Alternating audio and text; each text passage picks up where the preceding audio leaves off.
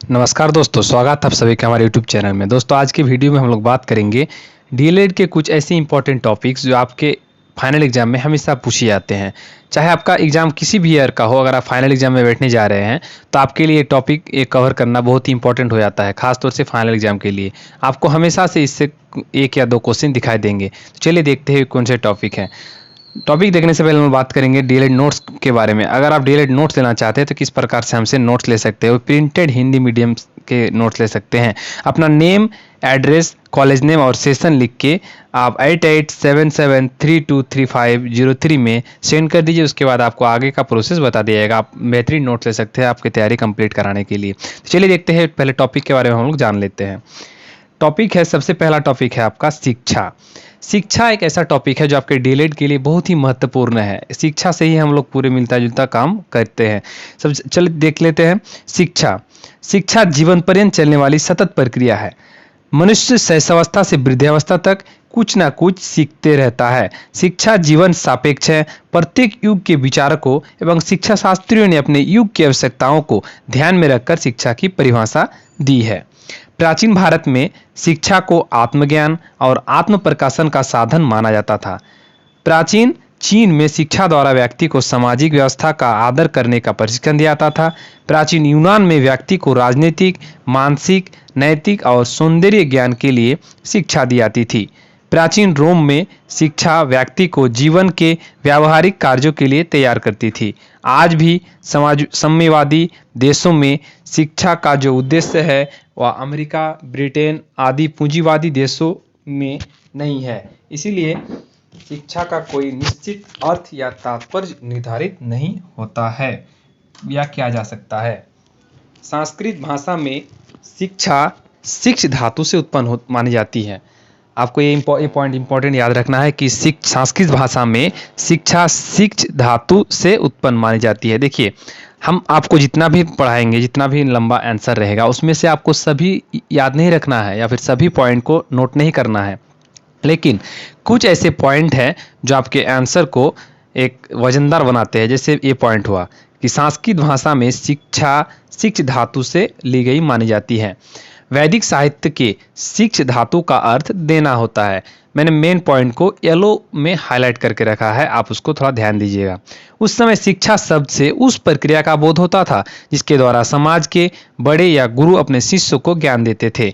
ज्ञान शब्द में उन सभी उपलब्धियों का सन्निवेश है जिन्हें मनुष्य ने अपने विकास क्रम में प्राप्त किया था।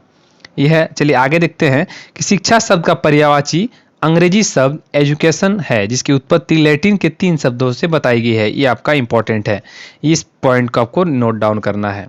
शिक्षा शब्द का पर्यायवाची अंग्रेजी शब्द एजुकेशन है, जिसकी उत्पत्ति लैटिन के 3 शब्दों में बताई जाती है। एडुकेयर, एडुकियर तथा एडुक्टम, ये तीनों से शिक्षा का उत्पत्ति हुआ है शब्द से।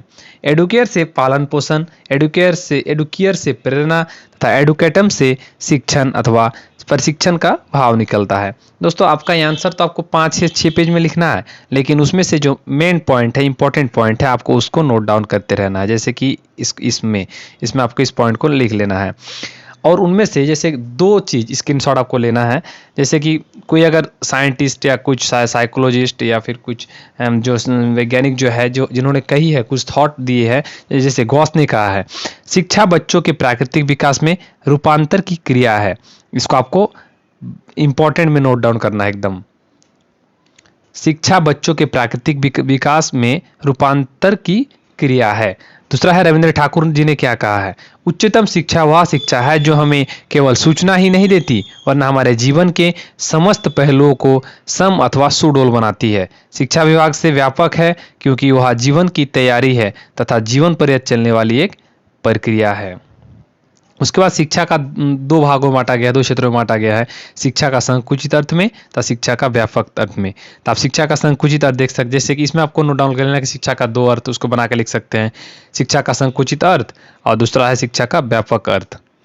शिक्षा का संकुचित अर्थ आप लोग चाहे तो स्क्रीनशॉट ले सकते हैं, आप लोग देख लिया, हम इसको लंबा नहीं करेंगे, आप इसका आराम से देख सकते हैं।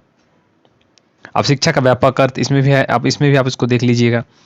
उसके बाद आ जाएगा कि लॉयड साहब ने क्या कहा है।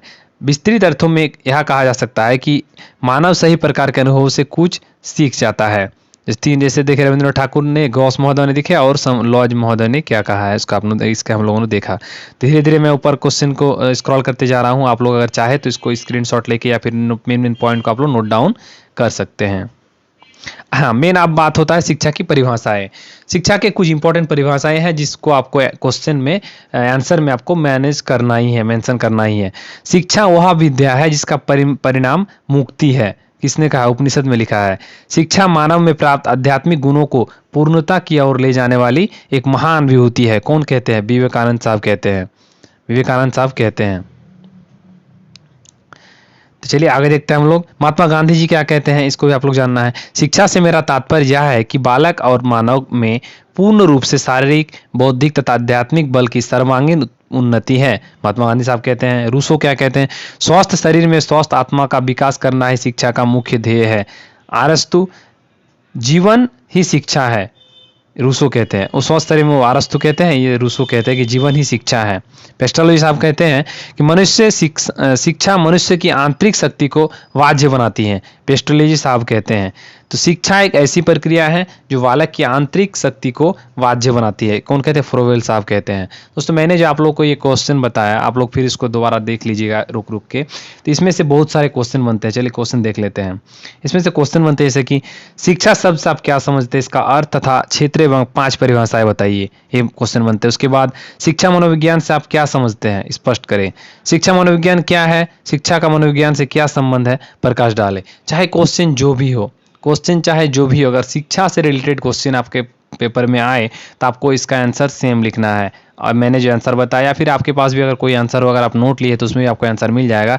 आप आराम से उसका आंसर लिख सकते हैं। शिक्षा अगर कहीं आपको दिख जाए आप उसका सेम आंसर लिखिएगा। इसमें से मेन चीज़ याद रखना है, रूसो ने क्या कहा था, रविंद्रनाथ ठाकुर ने क्या कहा था, गौस महोदय ने क्या कहा था, महात्मा गांधी ने क्या, कुछ अगर पॉइंट को आप मेंशन कर देते हैं उसमें, तो आपका आंसर बहुत ही वजनदार बनेगा और आपका मार्क्स अच्छा मिलेगा। तो आज के लिए इतना ही इस वीडियो में। फिर नेक्स्ट क्वेश्चन में हम लोग बात करेंगे। तब तक के लिए धन्यवाद।